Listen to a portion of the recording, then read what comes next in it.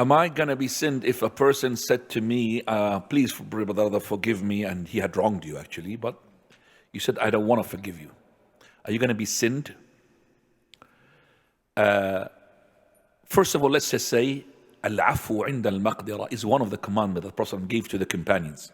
Wa'fu amman zalamak. This is what he said to Uqba ibn Amir al-Juhani.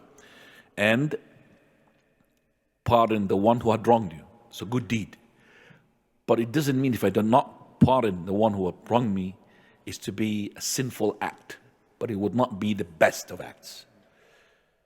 So if you did not forgive him, you've got the right.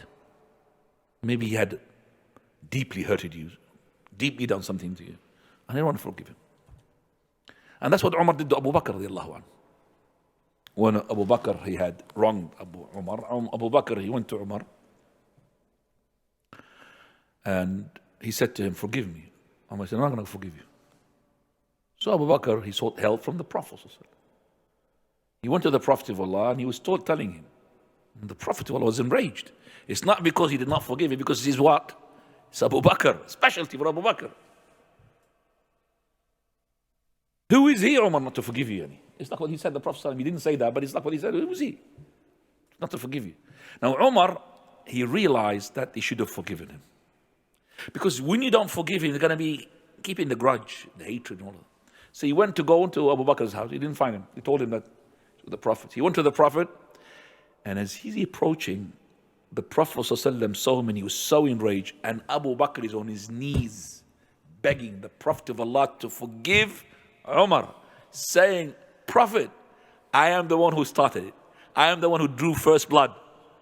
Telling him on his knees, please, because he knows that the Prophet of Allah is going to explode onto Umar. And he did.